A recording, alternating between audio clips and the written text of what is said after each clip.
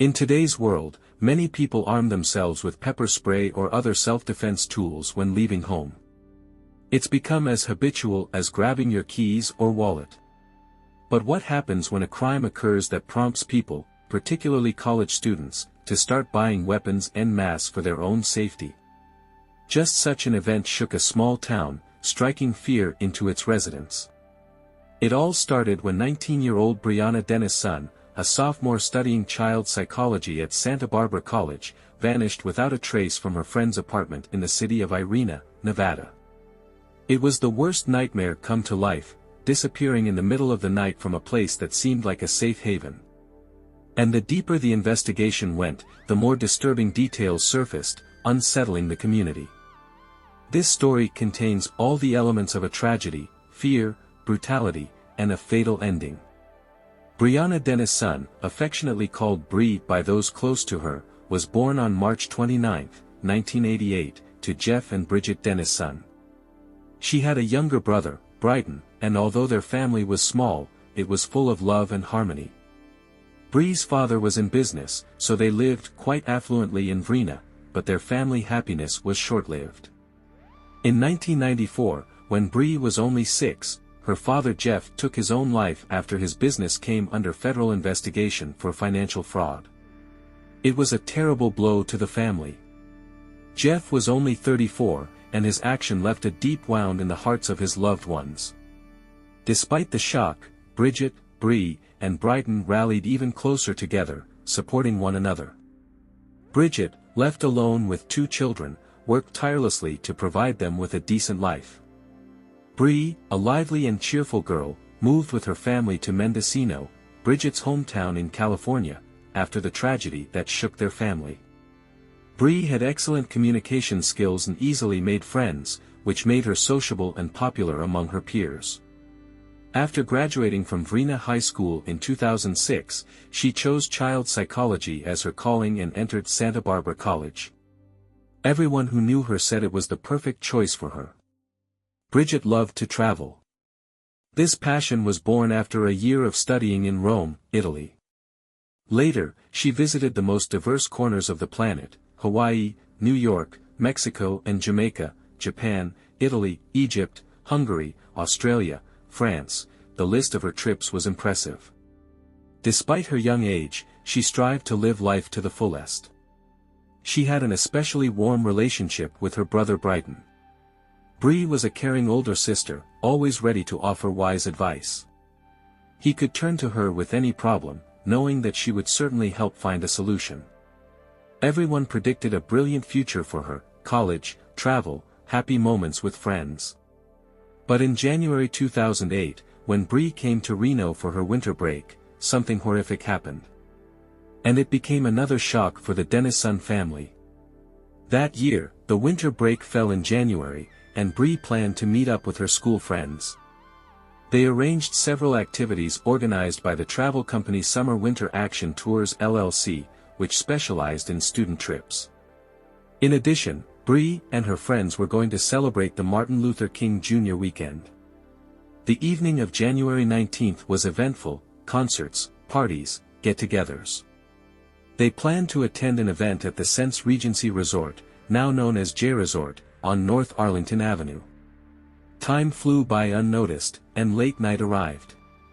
Bree and her friends, Jessica and Katie, were staying at Katie's place, which was near the University of Nevada. It was off-campus housing located on McKay Court in Briana. Jessica left earlier in the company of an unknown guy, as she needed to get up early for work. Katie and Bree returned later, changed clothes, and went to their respective rooms. Katie went to bed in the bedroom, while Bree, for some reason, decided to sleep in the living room.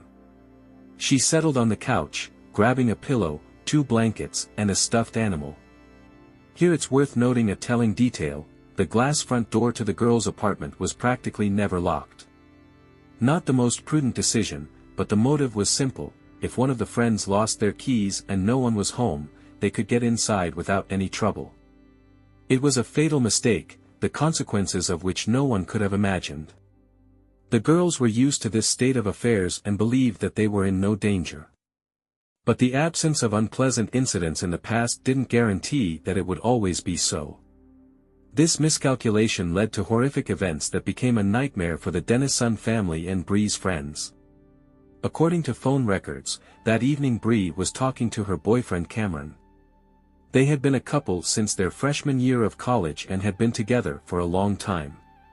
An argument flared up between them because Bree was staying out late at student parties. But soon they settled the conflict, and it seemed that was the end of it. Bree went to bed. The morning of January 20th, around 9 a.m., Jessica and Katie woke up and started getting ready. They noticed Bree's absence from the couch but didn't think much of it. The friends assumed that she might have gone to her room during the night but decided not to check. Everything seemed quite ordinary.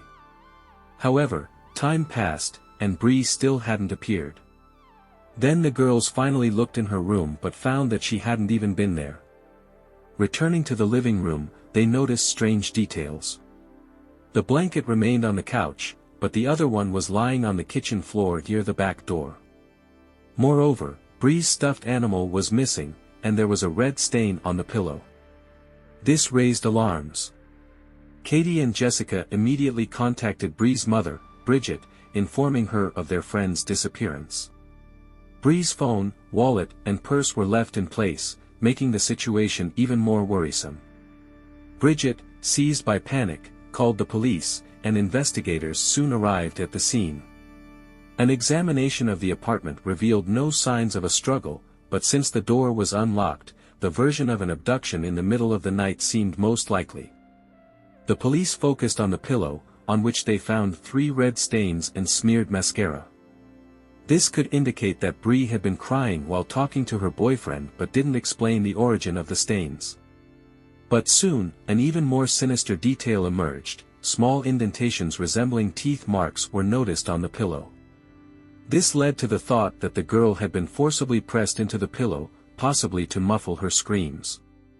The apartment was cordoned off for a thorough forensic examination. During the inspection, traces of male DNA were found on the upper bar of the couch, and analysis of the stains confirmed they belonged to Bree.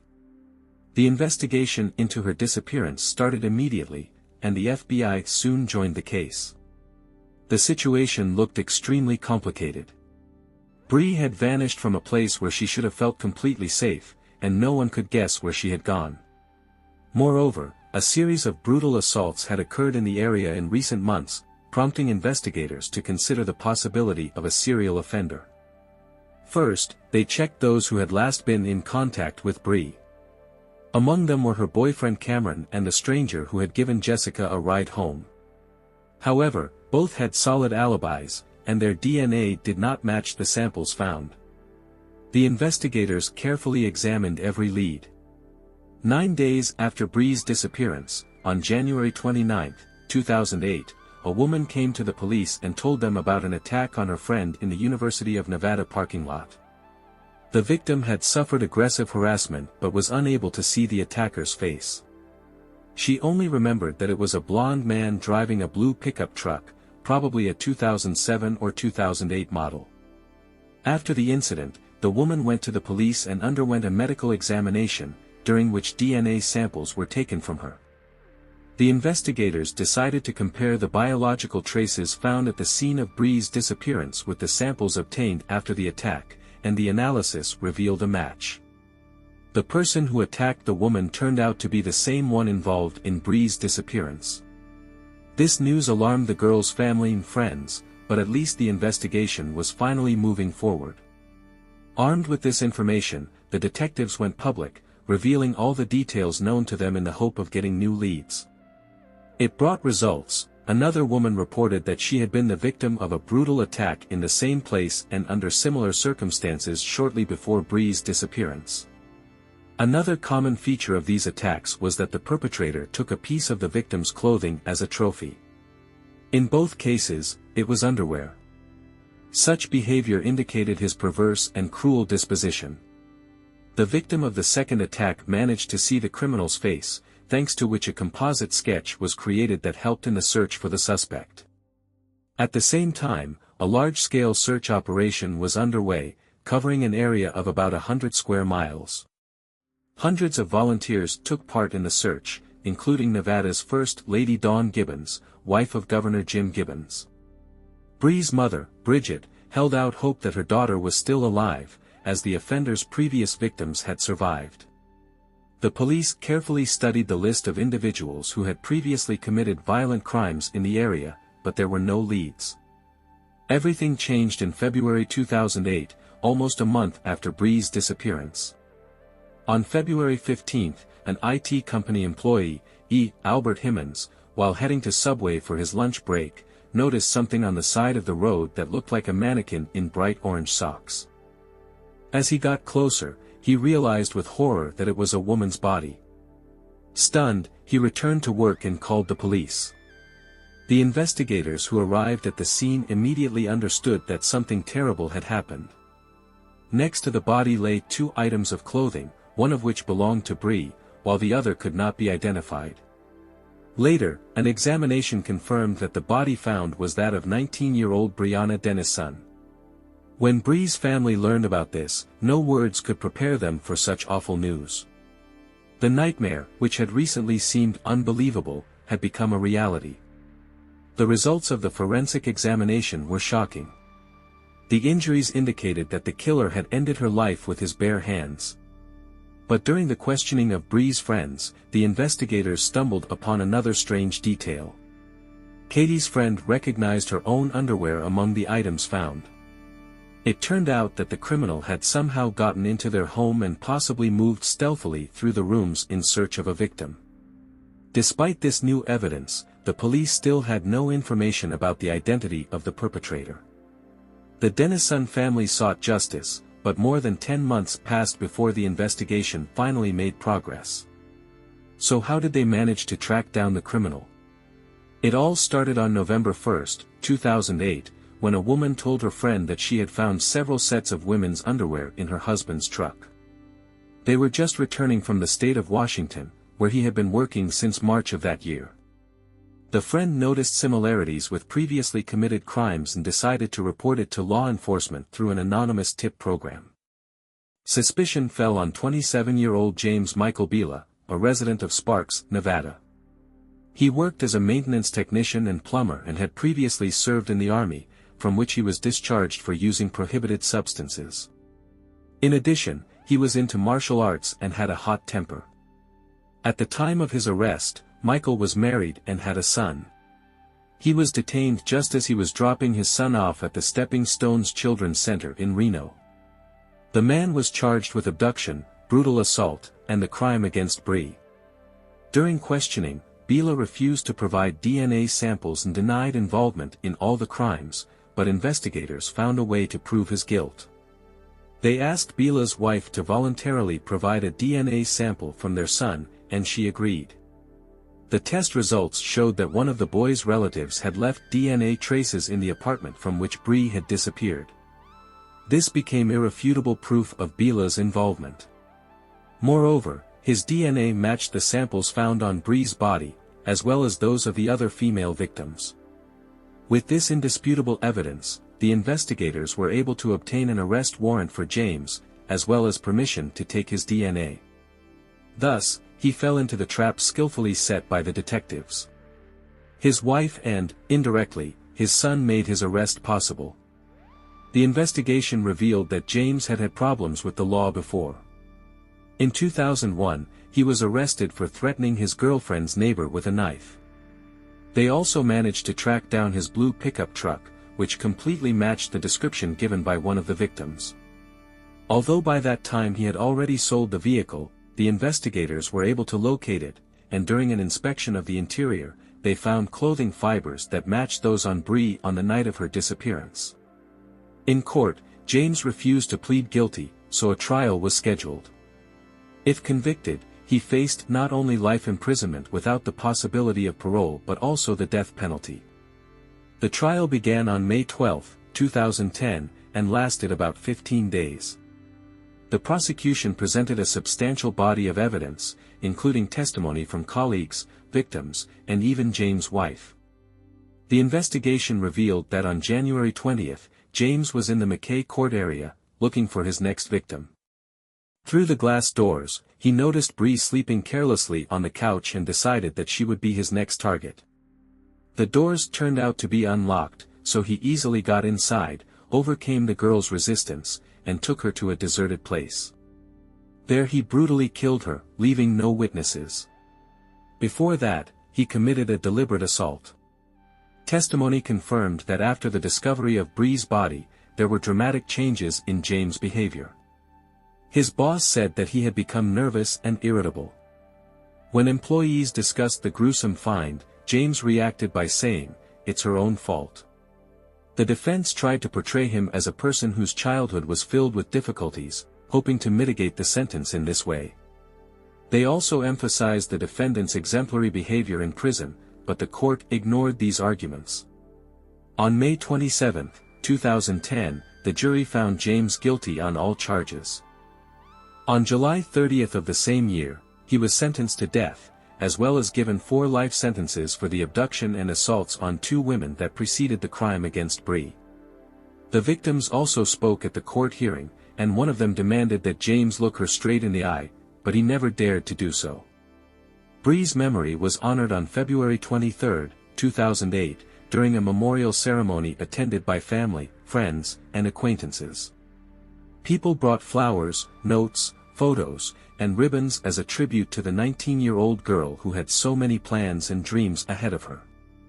After this tragedy, the state of Nevada passed Bryana's law, which requires all criminals, regardless of the severity of their offenses, to submit DNA samples for inclusion in the national database.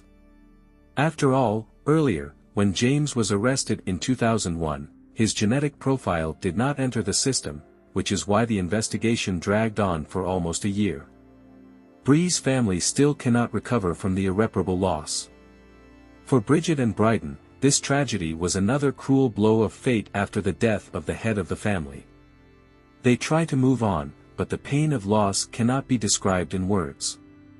After Bree's high-profile case, sales of pepper spray, self-defense devices, and weapons skyrocketed in the vicinity of the University of Nevada. People began to take their own safety more seriously, as one single individual managed to destroy someone's life by choosing a victim where she felt completely protected. This tragedy instilled fear and a sense of helplessness in people, even in their own homes. It turned out that even securely locked doors cannot guarantee complete safety if someone has such horrific and senseless intentions. Years later, one can only hope that the Denisson family has managed to find at least some solace. Bridget's brother was able to recover and is now taking care of his son, but there is little information about how her mother is coping with the grief. Losing a husband is already a terrible ordeal in itself, but losing a daughter soon after is a pain that is impossible to come to terms with. This story has been deeply etched in the memory of everyone who followed the course of the investigation. It changed people's attitudes toward personal safety issues and made many realize how important it is to remain vigilant even in the routine of everyday life. I look forward to hearing your thoughts in the comments. Don't forget to subscribe to the channel and hit the like button. Until next time, friends.